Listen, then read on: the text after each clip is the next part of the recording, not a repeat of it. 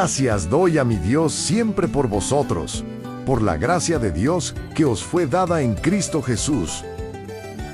Porque en todas las cosas fuisteis enriquecidos en Él, en toda palabra y en toda ciencia.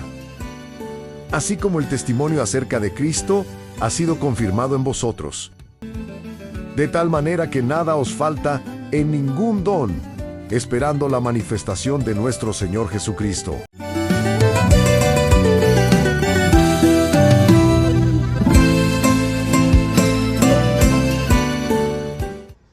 Hola hermanos, ¿cómo están? Dios los bendiga. Bienvenidos una vez más a este nuevo estudio de la Carta de Corinto. En esta ocasión vamos a ver sobre el verso 4 al 7 inclusive. Ya habíamos visto en el anterior estudio del verso 1 al 3, donde habíamos visto diferentes aspectos, términos, donde capaz ya es peculiar escucharlos como apóstol, siervo, gracia, santos y santificados, pero a la hora de verlos nos da mucha claridad y mucha amplitud al momento de leer los diferentes versos. Como les decía, vamos a continuar con los versos para entender lo que sigue hablando Pablo a esta comunidad de Corinto. Pero antes de empezar vamos a hacer una oración para que Dios nos guíe y nos pueda ampliar en el conocimiento de esta carta. Padre Dios, sigue guiándonos en este estudio sobre la carta de Pablo a la iglesia de Corinto. Nos sigas direccionando sobre la palabra, nos sigas ampliando, Señor, el conocimiento sobre ella.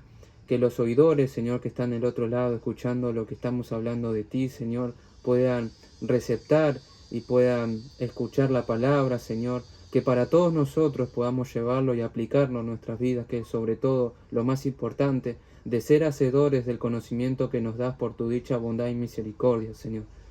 Que sabemos que esta carta es muy larga, pero va a ser una carta donde nos vas a guiar, Señor, donde vas a estar con nosotros, donde mantenemos esa esperanza, Señor, para seguir ampliando el conocimiento, seguir conociendo las conductas como cristianos, seguir ordenando diferentes aspectos de nuestras vidas, Señor. Que tengas paciencia con nosotros, Señor, en nuestra manera de comportarnos y en esta manera de llevar esta carta, Señor, a medida que vamos creciendo. Te damos gracias, Señor, y que nos sigas guiando en todo lo que vamos aprendiendo, Señor. Te damos gracias en el nombre de Cristo. Amén. Bueno, en esta ocasión voy a trabajar dos versos, ya que el verso 4 es una apertura a lo que dice Pablo en los versos siguientes, es decir, del verso 5 al 7. Y vamos a ver qué es lo que estoy queriendo decir. Vamos a ver el verso 4 directamente y ver qué está diciendo Pablo. Pablo está diciendo: gracia doy a mi Dios siempre por vosotros, por la gracia de Dios que os fue dada en Cristo Jesús. Este verso es una apertura, un verso bisagra a lo que va a decir Pablo en los siguientes versos, y vamos a entenderlo a la hora de estudiarlo justamente. Pero primero vamos a desglosar este verso 4 para entender qué está diciendo acá. Va a ser cortito porque no es mucho la complejidad de lo que está diciendo el verso. Pablo, al agradecer a Dios primeramente diciendo: gracias doy a mi Dios siempre por vosotros, hace referencia a que no agradece por méritos humanos, sino por la mismísima bondad inmerecida de Dios a los corintios. Esta bondad, dice Pablo, le fue dada, y esta pequeña afirmación está en tiempo pasado, es decir, que le fue dada por alguien en el pasado, y todo apunta, o el referente es, en Cristo Jesús. El apóstol remarca un hecho pasado que sucedió en los corintios al escuchar por primera vez el nombre de Cristo y sobre todo, y no menos importante, creer en Él. Pablo agradece por lo que Dios ya hizo, no por lo que espera que hagan esta comunidad justamente. La acción de agradecer de Pablo está anclada en el pasado redentor que le fue dado, es decir, por Cristo. Pero esa gracia sigue operando en el presente y proyectándose hacia el futuro, como lo plasma el apóstol en el verso 8 y 9 de este capítulo, donde dice que Dios los confirmará hasta el fin. Es decir, había muchos problemas y muchas conductas que tenían que mejorar los corintios, pero era una promesa que Dios los iba a confirmar, iba a trabajar en ellos. Es una forma progresiva del trabajo de Dios sobre esta comunidad. Ahora, en relación al término de gracia, cuando el apóstol la utiliza para decir que se le fue entregada en Cristo Jesús, era una palabra peculiar en el primer siglo. ¿Por qué? Bueno, cuando alguien justamente escuchaba esta palabra, la entendía de otra forma en esa época. La gracia para las personas de ese entonces no solo era el perdón o el amor de Dios. Esta palabra, que en su griego es charis, se la interpreta como un regalo enorme proveniente de una persona con poder o recursos a otra persona que no podía devolver dicha magnitud de regalo. Y este regalo origina una relación entre ambas personas justamente. Es decir, desde ese momento, el que recibía el regalo vivía agradecido y leal a quien se lo dio, no para pagar la deuda, sino porque ahora pertenecía a esa relación. Entonces, cuando Pablo dice en este verso que la gracia le fue dada en Cristo, está diciendo que Dios les dio un regalo enorme y que no lo podían conseguir por sí solos, y ahora viven en una relación con Él a partir de que creyeron en Cristo. De esta forma, Pablo dejaría sentado que todo lo que empezó con los creyentes en la iglesia de Corinto fue por regalo proveniente de Dios. Además, que Pablo enfatice en Cristo es crucial justamente, ya que recalca la identidad de la iglesia de Corinto, es lo que hablábamos en el estudio pasado. Dicha identidad está definida por su relación con Cristo y no por sus líderes, dones o divisiones internas. De forma que el versículo 4 establece la base cristológica sobre la cual Pablo construirá sus correcciones posteriores. Por otro lado, en este verso, a primera vista, puede leerse como una continuidad del verso o saludo anterior, o como si Pablo está reiterando los mismos términos del verso anterior sin ningún motivo. Pero en realidad, el verso 4 ya no pertenece al saludo formal, sino que inaugura la sección del prólogo teológico del verso 5 al 9. En las cartas paulinas, después del saludo inicial, suele venir una acción de gracias donde el apóstol destaca aspectos positivos de la comunidad. Por ejemplo, vemos justamente en el verso 5 que el apóstol les recuerda que fueron enriquecidos en palabra y conocimiento. También, en el verso 7, el apóstol refleja que es tal el enriquecimiento que recibieron o que obtuvieron, que no están a falta de ningún don. El inconveniente que sucedía con los corintios es que habían envanecido sus dones de conocimiento y de hablar en lenguas. Y Pablo, más adelante en la carta, necesita reprenderlos por el uso egocéntrico y falta de amor de esos dones. Pero Pablo jamás niega o minimiza los dones espirituales que ellos habían recibido. Al contrario, él los admite y los reconoce que lo tienen. Es por eso que el apóstol comienza con el verso 4 como encabezado de lo que sigue. Pablo comienza reconociendo la abundancia real que poseen antes de señalar el mal uso que hacen de ella. El verso 4 cumple una función y es afirmar que todo lo que la iglesia tiene proviene de la gracia divina en la cual creyeron ellos. Esto minimiza o hace desaparecer cualquier jactancia humana que será bajada chocante en Corinto. Pablo les recuerda que si han sido enriquecidos y dotados, es porque Dios lo dio primero, no por ellos mismos. De este modo, el agradecimiento al verso 4 no es mero formalismo o un saludo esporádico. Es una afirmación doctrinal que prepara el terreno para confrontar el orgullo, las divisiones, el desorden que se hablaban en los versos posteriores, o que va a tratar Pablo en los versos posteriores. Y de ahí saltamos al verso 5, donde Pablo está diciendo lo siguiente: porque en todas las cosas fuiste enriquecidos en él, en toda palabra y en toda ciencia. Acá la frase primero que agarro del verso 5 es la que dice, y en realidad es la primera, porque en todas las cosas fuiste enriquecidos en él. La razón por la cual Pablo comienza en este verso con el término porque es a causa de justificar su agradecimiento que hace en el inicio del verso anterior, o sea, en el verso 4 que acabamos de leer. Es decir, el apóstol entrega su agradecimiento a Dios por haber enriquecido a estos creyentes de Corinto. Y este enriquecimiento fue en todo, no de forma parcial. Es decir, Dios lo enriqueció a esta comunidad de Corinto en todo, no en diferentes aspectos, no de una forma parcial y no por etapas, sino en todo. En el momento que creyeron en su Hijo en Jesucristo, ellos habían sido enriquecidos en todos los aspectos, y Pablo justamente lo va a plasmar de una forma que ahora lo vamos a ver en el verso que estamos leyendo. Y justamente la pregunta es, ¿en qué fueron enriquecidos? Bueno, el contexto inmediato lo refleja en palabra y ciencia o conocimiento. La palabra ciencia es un sinónimo también de conocimiento. Es decir, ese en todo se mueve dentro del ámbito espiritual, especialmente en los dones y en las capacidades relacionadas con la expresión y comprensión de la fe. Como iglesia, tenían una riqueza variada: enseñanza, capacidad de hablar, comprensión doctrinal, manifestaciones espirituales, entre otras capacidades. Esto significa que Dios no fue mezquino en su provisión espiritual para estos creyentes. No les dio algo parcial o limitado, como habíamos mencionado, les dio abundantemente. Eso es muy importante ver en este verso. De hecho, en el verso 7 de este capítulo dirá Pablo que no les falta ningún don. Es decir, los había enriquecido en todos los dones, los tenían todos. Entonces, Dios los había equipado ampliamente como comunidad. El problema en Corinto no era la escasez espiritual, sino la inmadurez en el uso de lo que habían recibido por parte de Dios. Cuando vamos a la frase fuisteis enriquecidos, está en voz pasiva. Esto quiere decir que gramaticalmente hablando se caracteriza por el hecho de que el sujeto de la oración no es el agente. ¿Qué quiere decir esto? Significa que ellos no produjeron esa riqueza, sino que la recibieron. Es decir, no fueron enriquecidos por ellos mismos, sino que fueron enriquecidos por otra persona. Cuando dice fuisteis enriquecidos, el agente o esa persona que no está en la oración es Dios. Ahora, la terminología del concepto enriquecidos es usado por Pablo, ya que resonaba esta palabra dentro del contexto de Corinto, conocida por su comercio y prosperidad. La palabra enriquecidos era usada cotidianamente en la ciudad a causa de su cultura. Pero el apóstol lo usa en un sentido espiritual, ya que no habla de dinero ni estatus social, eso es evidente, no está hablando en esos ámbitos en el verso, sino de la riqueza de Cristo.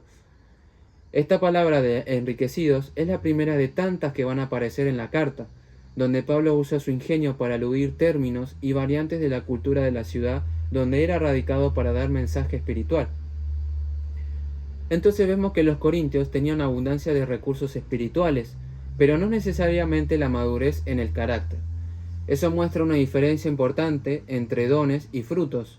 Se puede tener mucho en todo en cuanto a capacidades y dones, como lo está justamente plasmando Pablo, pero todavía necesitar de un crecimiento en humildad, en amor y unidad. Que esto justamente es lo que plasma Pablo en el capítulo 13 de 1 de Corintios, sobre el amor. Hasta lo que hemos hablado, entonces podemos saber que una iglesia puede tener abundancia de recursos espirituales porque está en Cristo, aunque todavía esté luchando con esa inmadurez en cuanto a su conducta. Y también nos recuerda que todo lo que tenemos espiritualmente no es propiamente humano, sino resultado de estar unidos a Cristo. En otras palabras, todo lo que fuimos enriquecidos o Dios nos dio a nosotros es una benevolencia o un enriquecimiento espiritual o divino. La abundancia necesita ser acompañada por crecimiento en carácter, es decir, todo lo que Dios nos da tiene que tener o tiene que estar de la mano con una madurez en cuanto a nuestra manera de comportarnos y de relacionarnos en diferentes aspectos, con el hermano, con el uso de los dones, en el manejo de la iglesia, entre otros aspectos. Ahora vamos a la otra frase del verso 5, que es en toda palabra y en toda ciencia. Por primera vez vemos al apóstol que menciona en la carta los primeros dones de tantos de los que tenían los corintios.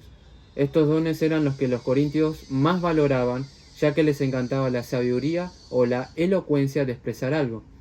En Corinto la retórica, que es el arte de hablar bien, y la filosofía eran altamente valoradas. Los oradores itinerantes, es decir, los oradores que van de acá para allá hablando de diferentes cosas en plazas o en diferentes lugares donde había una muchedumbre de gente, ganaban prestigio por su elocuencia. La sabiduría, el conocimiento y la capacidad de argumentar daban un estatus social a esa persona. En la iglesia, esto formaba parte de los problemas, ya que algunos comenzaban a jactarse de su capacidad de hablar o de su entendimiento superior a otros hermanos. Más adelante en la carta Pablo confronta la sabiduría humana y mostrará que la cruz contradice los criterios culturales de prestigio. El apóstol primero dice en toda palabra. En cuanto a este don no se refiere al hecho de hablar en lenguas. El término de palabra en su griego es logos, refiriéndose a la capacidad de comunicar el mensaje cristiano, la enseñanza, la exhortación y la proclamación. Ahí no se usa todavía el término específico para lenguas, que el griego es glosai, que aparecerá justamente o recién aparece en el capítulo 12 de 1 de Corintios. Por eso, lo más natural es entender que está hablando en general las capacidades espirituales relacionadas con el hecho de comunicar. El hecho de cuando él dice la palabra, está hablando en todos los aspectos generales de cómo comunicar el Evangelio. Cuando vamos más adelante, enumera los dones en el capítulo 12 y menciona varios de esos dones o capacidades verbales: la palabra de sabiduría, la palabra de conocimiento, la profecía, la diversidad de lenguas e interpretación de lenguas. Es decir, todos en estos dones que se manifiestan hablando, pero no son lo mismo. Porque en 1 Corintios capítulo 12, del verso 7 al 10, Pablo dice: pero a cada uno le es dada la manifestación del Espíritu para provecho, porque a este es dada por el Espíritu palabra de sabiduría, a otro palabra de ciencia, según el mismo Espíritu, a otro fe por el mismo Espíritu, a otro dones de sanidades por el mismo Espíritu, a otro el hacer milagros, a otro profecía, a otro discernimiento de espíritu, a otro diversos géneros de lenguas y a otro interpretación de lenguas. Entonces, el hablar en lenguas es un don específico que consiste en hablar en un idioma no aprendido naturalmente, dirigido a Dios, y que necesita otro don que es el de interpretación para edificar la iglesia. En cambio, el don de la profecía es un mensaje inteligible que edifica, exhorta o consuela directamente. El don de la palabra de sabiduría se entiende como la capacidad dada por el Espíritu para aplicar la verdad de Dios de una manera correcta y oportuna. No es solo saber algo, sino saber cómo usarlo, cómo aconsejar, cómo dirigir una situación conforme al propósito de Dios. El don de conocimiento o de ciencia, que es donde Pablo dice en este verso en toda ciencia, su griego es gnosis, con G empieza, y apunta más al entendimiento o revelación de una verdad específica. Es captar algo que el Espíritu da a conocer. Puede ser una comprensión doctrinal profunda o incluso información específica que no proviene simplemente del razonamiento natural. Ahora bien, en 1 Corintios capítulo 12, del verso 7 al 10, el apóstol Pablo habla detalladamente de cada don y diferenciándolos unos del otro. Si vamos al verso que acabamos de citar, Pablo está diciendo al otro y al otro y al otro. Cada vez que dice esa pequeña frase, está diferenciando los diferentes dones. Entonces, a su vez, aclara que son por medio del mismo Espíritu. Él siempre aclara que siempre es el mismo Espíritu. Pero en 1 Corintios, capítulo 1, verso 5, el apóstol todavía no está haciendo esa clasificación detallada como lo hace en el capítulo 12. En este verso habla de una forma más general, en toda palabra y en todo conocimiento. Es como una afirmación amplia que después se desarrollará con más precisión en los capítulos del verso 12 al 14 de esta carta. Pablo está afirmando que como comunidad tenían abundancia tanto en la capacidad de comunicar como en la capacidad de comprender las cosas de Dios. Pero el problema no era la falta de palabra y conocimiento, sino el uso orgulloso o desordenado de estos dones.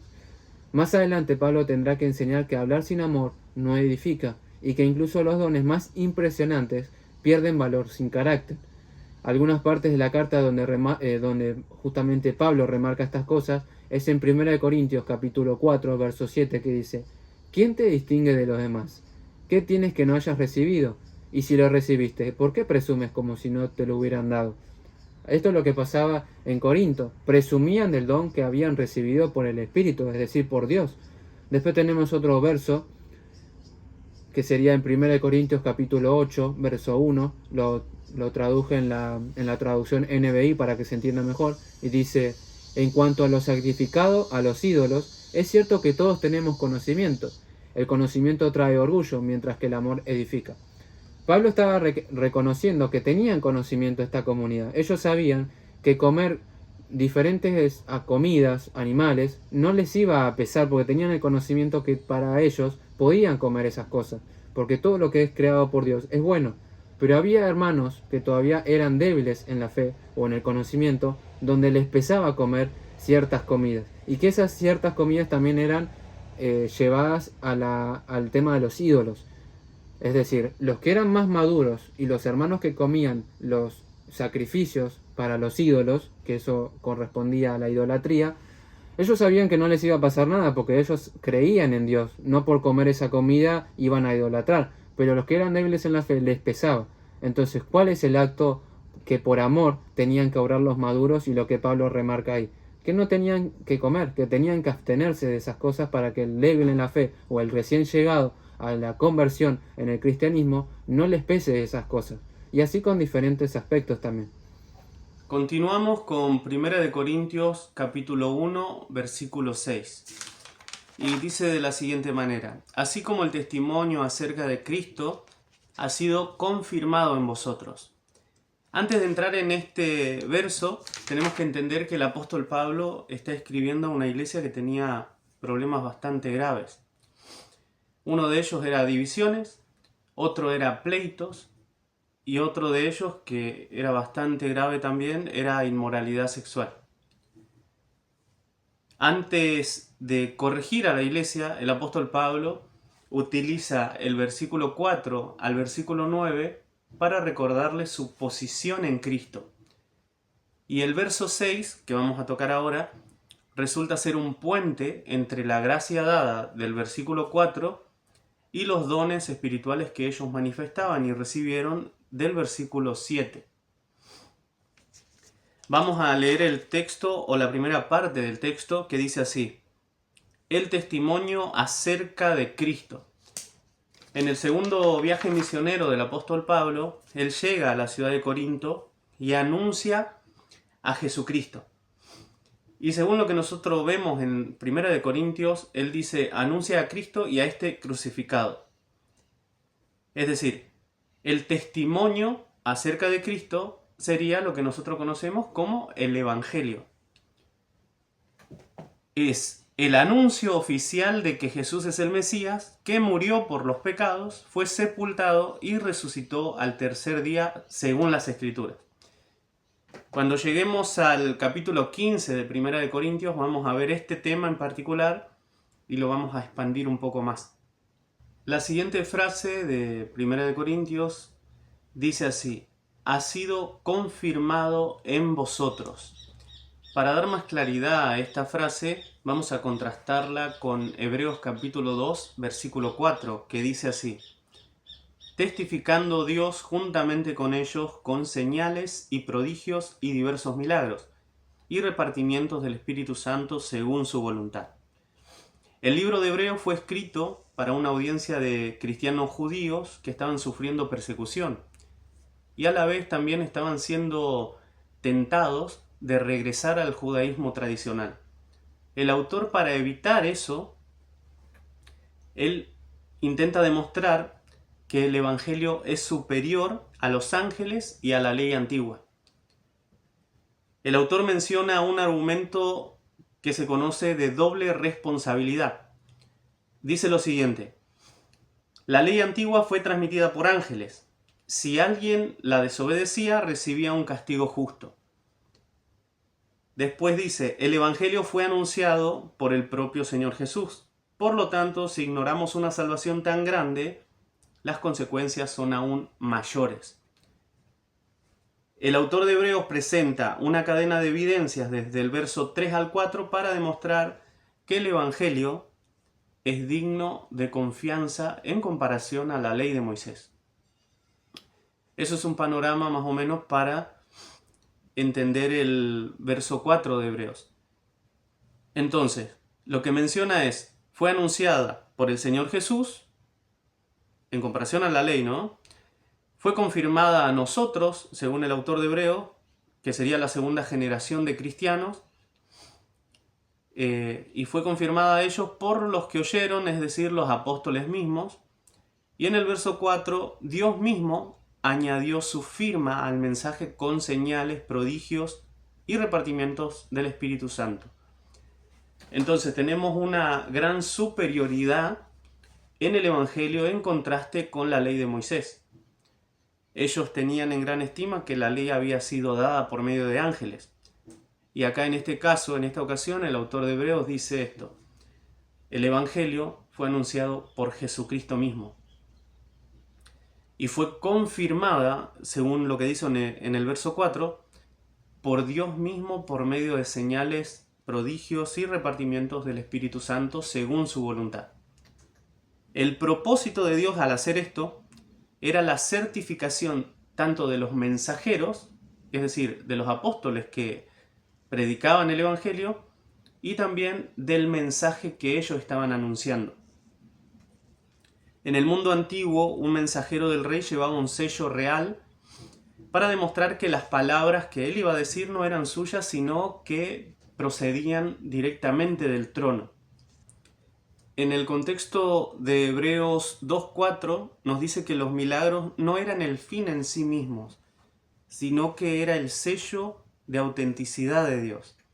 Es decir, Dios intervino en la historia con diversos tipos de milagros para señalar que el mensaje anunciado por sus discípulos, por los apóstoles, era algo totalmente divino. Y él le ponía el sello a ese mensaje con diversos milagros y repartimientos del Espíritu Santo, como dice el verso 4. La palabra traducida como repartimientos se refiere a una acción de dividir y asignar partes de un todo. En el contexto de Hebreos, esta frase es una referencia directa a los dones del Espíritu Santo. Esto aclara que los dones no son algo que el hombre conquista o elige por su cuenta, vendría a ser, sino que es Dios quien decide y capacita de manera sobrenatural a cada uno. Hay una conexión con 1 Corintios capítulo 12 con respecto a la palabra de repartir. Dice así: pero todas estas cosas las hace uno y el mismo Espíritu, repartiendo a cada uno en particular como Él quiere. Y si prestaron atención, esa palabra muy particular dice repartiendo a cada uno. En el verso anterior también señalaba a un repartidor, que decía repartimiento del Espíritu Santo según su voluntad. Y en este verso es exactamente lo mismo, repartiendo a cada uno en particular como Él quiere. En el contexto de Hebreos, estos repartimientos de dones tenían una función específica, y era confirmar el mensaje divino, que está contrastando justamente el autor de Hebreos con la ley de Moisés. Vamos a ver una lista de pruebas en etapas de validación de Dios, de su mensajero y también de sus palabras. En primer lugar, lo tenemos a Moisés. Él fue el primero en expresar el miedo de que la gente no le creyera. Dios respondió dándole señales específicas, y esto lo podemos ver en Éxodo capítulo 4, versículo 1 al 9. Dios le da 3 señales claves: la vara que se hace serpiente, la mano con lepra y el agua que se convierte en sangre. Específicamente para que los israelitas, dice así el texto, crean que se te ha aparecido Jehová. El milagro servía para validar la identidad y la autoridad de Dios ante Faraón. En segundo lugar, tenemos Éxodo capítulo 19, verso 9. En el Sinaí, Dios habla en una nube espesa delante de todo el pueblo para que, y acá está la frase importante, el pueblo oiga y también para que te crean para siempre.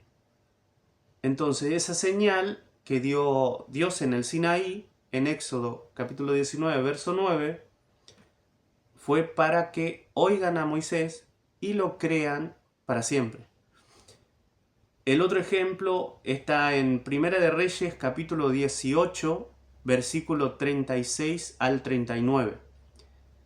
No estoy leyendo los versos para que no se haga tan extensa la exposición, pero ustedes tranquilamente en sus casas pueden revisar los textos y leerlos. Bueno, entonces el siguiente argumento era 1 de Reyes 18, 36 al 39. En el Monte Carmelo, Elías ora y dice así: sea hoy manifiesto que tú eres Dios en Israel y que yo soy tu siervo. Cuando cae fuego del cielo, de parte de Dios, el pueblo confirma la palabra del profeta. Entonces Dios, por medio de esa señal, confirmó que lo que dijo el profeta, ¿no? Que tú eres Dios en Israel y que yo soy tu siervo. Jesús mismo apelaba a las obras como prueba máxima de que su mensaje era verdadero. Incluso por encima de su propio testimonio verbal. Es decir, él estaba hablando y decía, si no creen en mi palabra, crean en las obras. Juan capítulo 10, verso 37 al 38, dice así: si no hago las obras de mi Padre, no me creáis, mas si las hago, aunque no me creáis a mí, creed a las obras, para que conozcáis y creáis que el Padre está en mí. Entonces, por medio de las manifestaciones que él hacía, se iban a dar cuenta que el Padre lo había enviado y estaba en él. Juan 20, versículo 30 al 31 dice así: Juan explica que los milagros de Jesús fueron escritos para que creáis que Jesús es el Cristo.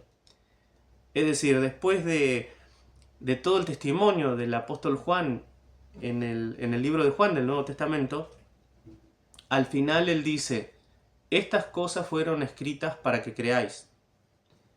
Es decir, tiene un propósito todas esas manifestaciones milagrosas. Bueno, como vimos en Hebreos 2:4, los milagros acompañaron la expansión del mensaje. Otro ejemplo es en Marcos 16:20, dice así: y ellos saliendo predicaron en todas partes, ayudándoles el Señor, y acá está la frase importante, y confirmando la palabra con señales que les seguían. Ahí tenemos una similitud muy clara con respecto al verso 6 de 1 de Corintios, capítulo 1.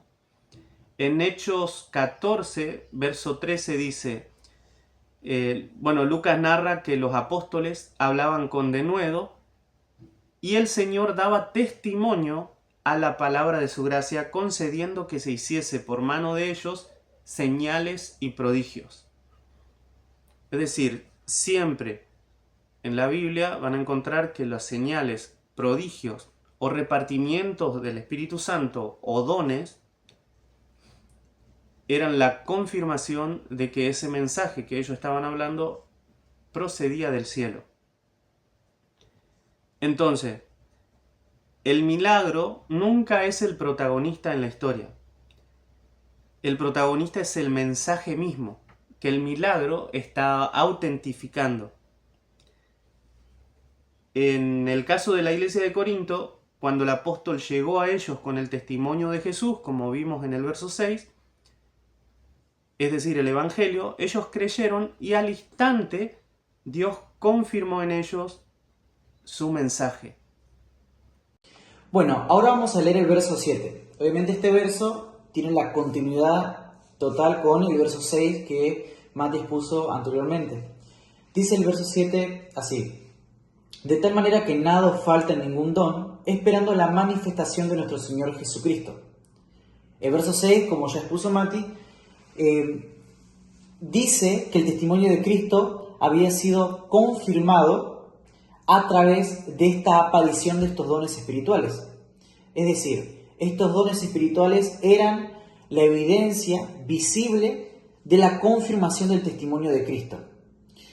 Y el versículo 7 yo lo voy a separar en dos partes, que una es de tal manera que nada os falte ningún don, y la otra esperando la manifestación de nuestro Señor Jesucristo. Pablo, obviamente desde el verso 4, agradece por la gracia de Dios derramada en estos creyentes, en esta iglesia, que se ve a través del enriquecimiento de los dones espirituales. Abundaban en esta iglesia. Por eso Pablo luego en el verso 7 dice que no faltaba ningún don. Y obviamente Pablo va a agradecer por estos dones porque vienen de Dios.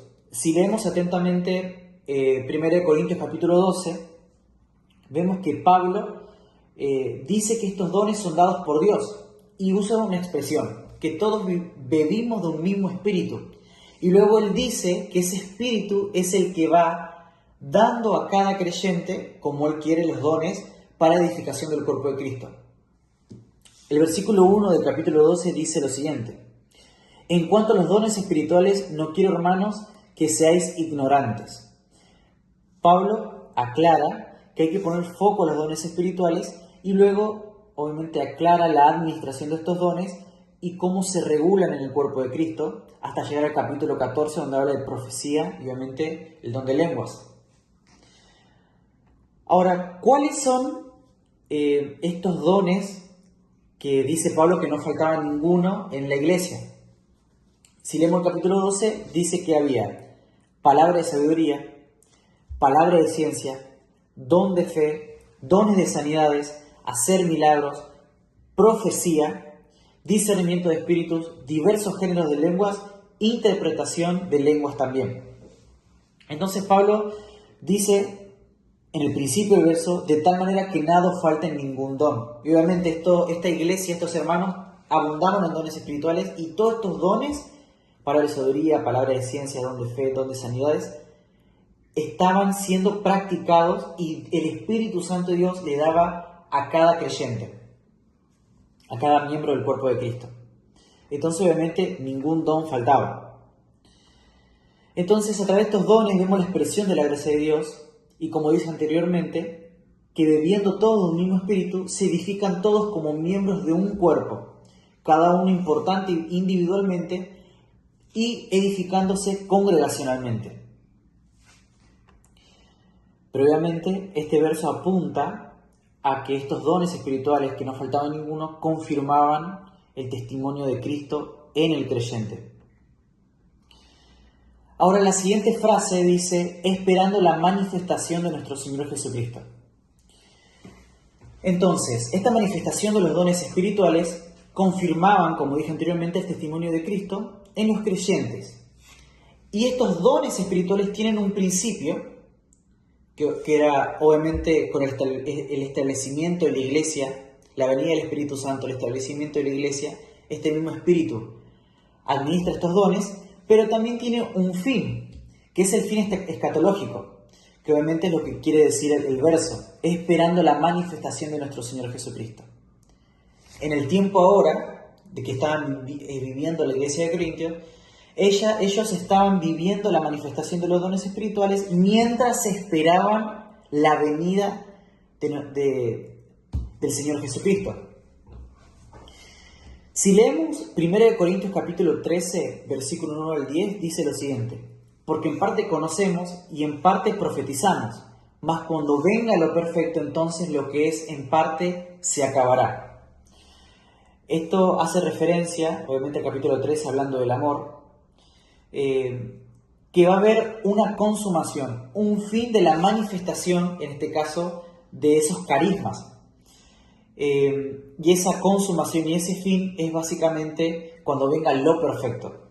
Esta expresión hace referencia a la vida eterna, a la redención de nuestro cuerpo, a ver a Dios, la vida eterna básicamente, que es básicamente la misma expresión de la manifestación de nuestro Señor Jesucristo. Hace referencia a lo mismo. Cuando se manifieste el Señor Jesucristo, obtendremos la redención de nuestro cuerpo, seremos glorificados y reinaremos juntamente con Él. En este caso, en el verso 7 del primer capítulo de Corintios, esta expresión de esperando hace referencia a una continua fe en espera. Es decir, el creyente está esperando activamente la manifestación del Señor Jesucristo. Por eso estos dones espirituales están siendo de edificación para el pueblo cristiano continuamente hasta la espera de nuestro Señor Jesucristo. Hasta llegar a ser ese cristiano completo, maduro. Estos dones espirituales son para el servicio del cuerpo. Entonces el cristiano está esperando activamente a su Señor. Mientras espera, es edificado con los dones espirituales otorgado por el Espíritu Santo. Luego de la palabra esperando, dice la manifestación de nuestro Señor Jesucristo.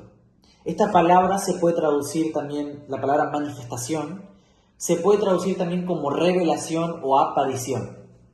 Y eso estamos esperando, la aparición de Cristo, que Cristo se revele, que Él aparezca visiblemente en los cielos nuevamente.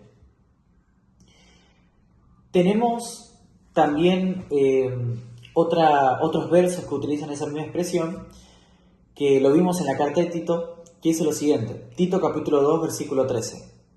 Aguardando la esperanza bienaventurada y la manifestación gloriosa de nuestro gran Dios y Salvador Jesucristo. Entonces ahí tú dices la misma expresión, la manifestación gloriosa de nuestro gran Dios y Salvador Jesucristo. Luego también hay otro verso también muy conocido que está en 1 de Juan, capítulo 2, versículo 28, que dice lo siguiente: Ahora, hijos, permaneced en Él para que cuando se manifieste, hablando de la aparición de nuestro Señor Jesucristo, tengamos confianza y no nos apartemos de Él avergonzados en su venida. Ahí habla del mismo concepto. Entonces, de este verso, de versículo 7, podemos sacar una conclusión muy fuerte y que hace referencia mucho a la continuidad de los dones espirituales hasta la actualidad. Estos dones espirituales eran una confirmación para la fe presente en el Cristo que había venido, resucitado, muerto, resucitado y ascendido, pero también era una confirmación de la fe en un Cristo escatológico. Es decir, los dones espirituales también confirman la fe para la venida de Cristo. Entonces la continuidad de estos dones espirituales, que es el Espíritu Santo mismo, lo vemos en 1 Corintios capítulo 12, sirven de la confirmación y aumentan nuestra fe en la venida del Hijo de Dios, en la segunda venida de Cristo. Mientras esperamos a Cristo, los dones espirituales nos sirven para edificar al cuerpo a través de todos esos diversos dones, mientras expandimos el reino de Dios actualmente hasta el establecimiento final y la consumación del reino de Dios acá en la tierra. Eso sería el verso 7. Se observa que la iglesia de Corinto, por haber creído en la gracia, habían sido enriquecidos en los dones en gran manera, tanto así que disponían de todos los dones. Y esto, el apóstol Pablo lo afirma con firmeza. Pablo menciona de forma general los dones más valorados por estos creyentes: el don de palabra y el don de conocimiento, es decir, tenían la capacidad de emitir y conocer la palabra de Cristo en todos sus aspectos, debido al enriquecimiento que recibieron por parte de Dios. Y tales dones que tenían esta audiencia de la carta confirmaba que habían creído en el testimonio y las obras de Cristo. Dios los bendiga grandemente. Hasta la próxima.